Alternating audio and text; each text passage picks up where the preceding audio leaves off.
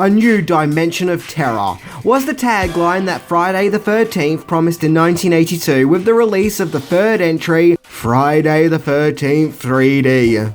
The Friday the 13th movie, in which famous movie killer Jason Voorhees leaves 2D to get up close and personal with movie audiences and terrorize them in 3D. Still regarded as one of the finest entries in the popular series, along with being the Friday the 13th movie to establish many staples that would go on to become standard in many Friday the 13th movies that followed, Friday the 13th 3D is indeed an impressive horror movie, especially considering the year in which it was released in, 1982.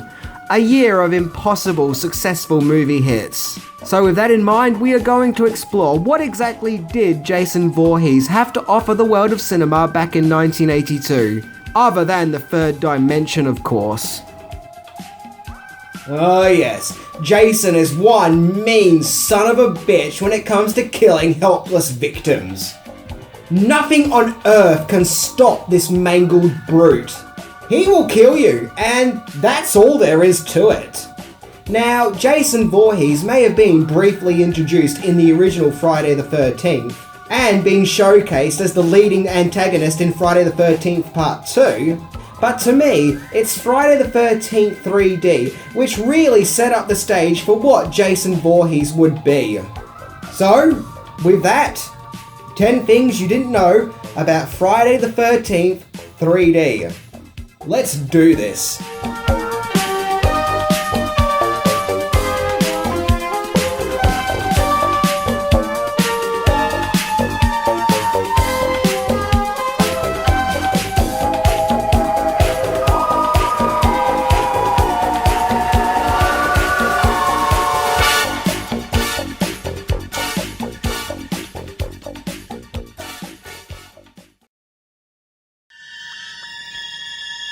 Hey, now cut that out right now. That's not funny.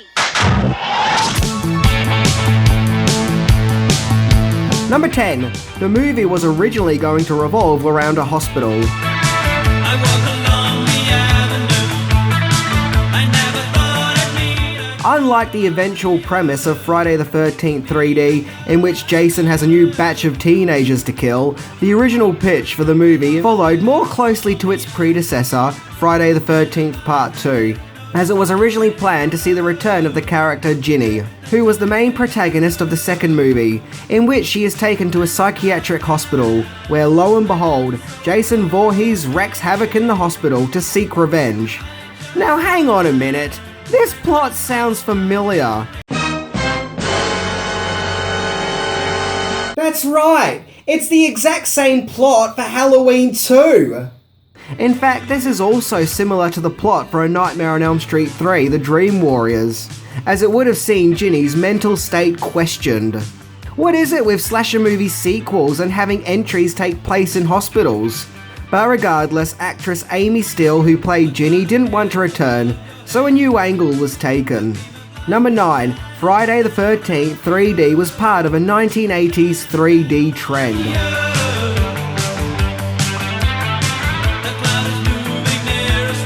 Releasing movies in 3D format was a short-lived craze that surfaced in the 1950s. However, it died out rather quickly. Jump to the 1980s and the 3D gimmick returned once again. But just like its previous era, the 3D fad of the 80s was short-lived, and Friday the 13th 3D came out with a string of other horror movie sequels, which also tried to unleash terror in the third dimension, including Jaws 3D and Amityville 3D. Poltergeist 2 was going to be released in 3D, but it was quickly converted back to 2D due to the phase being, well, phased out. But if you have ever watched Friday the 13th 3D and thought that the picture looks a bit more brighter and more colourful than your usual Friday the 13th movie, well, that's because that's the way the movie had to be filmed in order to accommodate for the 3D effect. Number 8. Fake production title.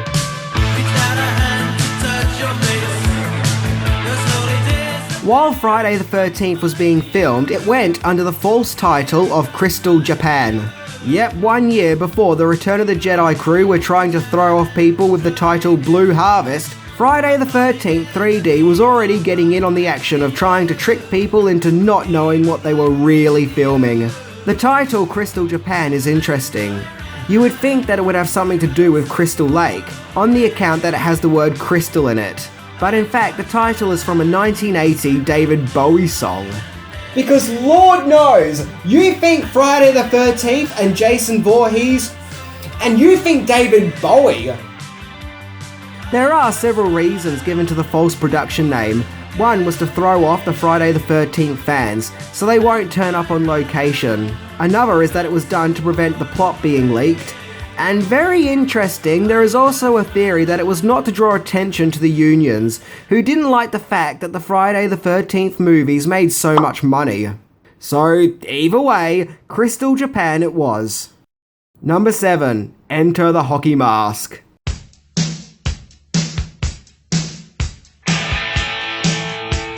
No doubt about it, when you think Jason Voorhees, the first thing that'll come into your mind is the insanely iconic hockey mask.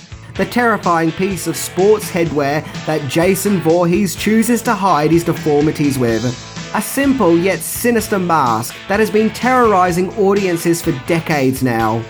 In fact, the mask is so iconic, the idea of Jason without his hockey mask is near impossible. However, the hockey mask gimmick was introduced in Friday the 13th Part 3D, and the look just took off from there.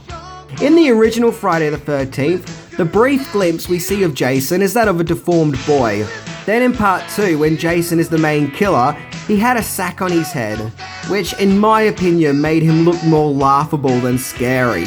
So when Friday the 13th 3D was in the works, it was decided to give Jason a new mask, as they felt the infamous sack-on-head look from Part 2 would cause audiences to snigger. That and it looked too familiar to the Elephant Man.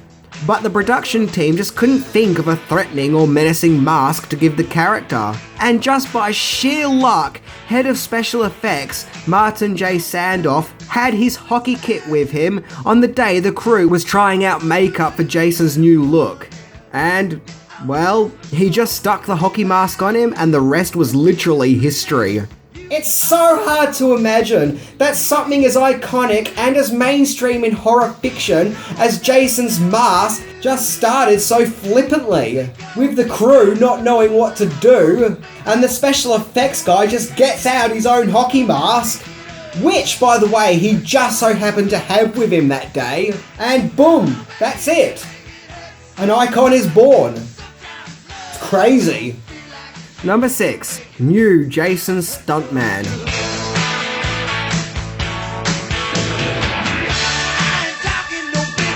In Friday the 13th Part 2, we see Jason Voorhees in his adult form, to which the part was played by Warrington Gillette, to which we see Jason actually has a pretty slim and slender build. However, come Friday the 13th 3D, and the muscles were out, as Jason now had a much larger build with a muscular physique worthy enough to take on Arnold Schwarzenegger.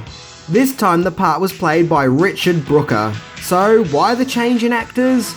Well, there are two explanations to this. One is the crew simply wanted Jason to be more stronger looking and imposing, but another explanation is that the production team thought that it would be cheaper to use a different actor rather than going with Gillette again, on the account that the production would have to pay for him to fly to and from location. As unlike the previous Friday the 13th movies that were filmed in Connecticut, Part 3 was filmed in California, because California knows how to party. So the recasting was supposedly done to save airfare money.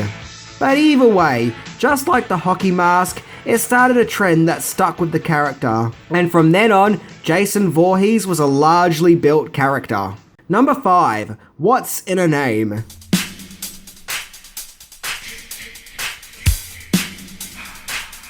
Just imagine for 1 second if there was a Nightmare on Elm Street movie in which not once was the name Freddy Krueger mentioned. Nope, not even when we see the killer attacking his victims, we never even hear anyone yell out the name Freddy. Hard to imagine, right? And it's equally hard for no one to say the name Jason in a Friday the 13th movie too. Well, believe it or not, but that's exactly what happened here in Friday the 13th Part 3D. No one ever utters the name Jason, making Jason's name go unnoticed in his entire movie. Now granted, the name Jason Voorhees wasn't as iconic back then as it is now, but still, it's really weird that his name never gets acknowledged in the film at all. In fact, I'm surprised that due to this, Jason didn't get stuck with the name Hockey Mask Man. Number 4. Friday the 13th 3D's rearranged theme.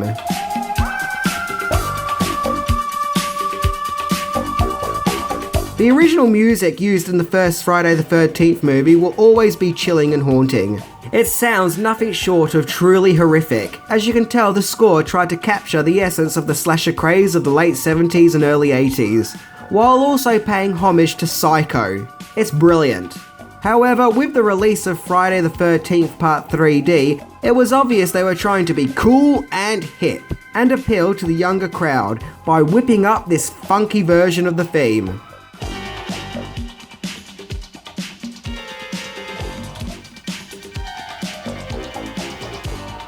Indeed, folks. Friday the 13th, with a disco beat. Number 3. Rarity of the uncut version.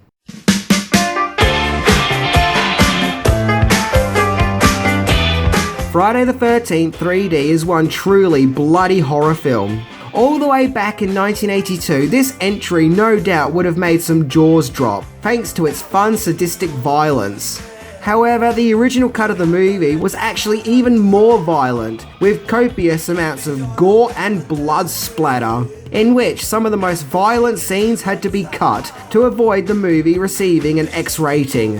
However, if you want to see the complete uncut version of the movie in all its carnage glory, there is only one way you can do so: by getting your hands on the Dutch VHS release, as that is the only commercial release of the movie that showed it all in its entirety.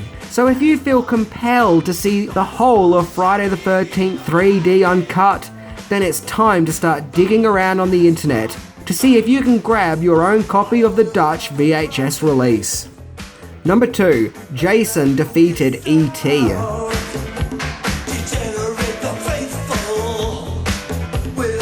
Back in 1982, Steven Spielberg's masterpiece E.T. was an unstoppable powerhouse. It seemed that all movies that came up against the movie about a young boy and his friendship with a lost alien were destined to fail.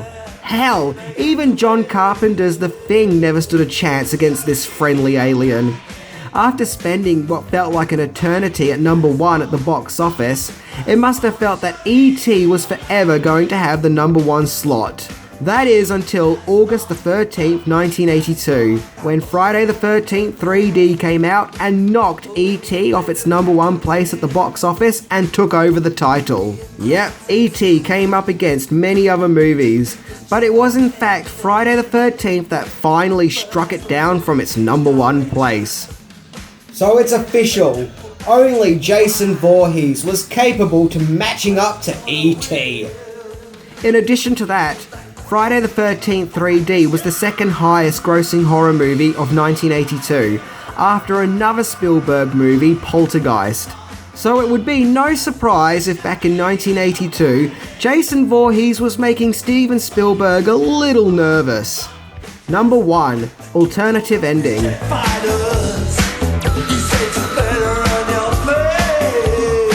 Friday the 13th 3D has the rather downtrodden ending of simply seeing the last survivor of the movie, Chris, being taken away. I find the ending to be more somber compared to the more upbeat feel of the movie.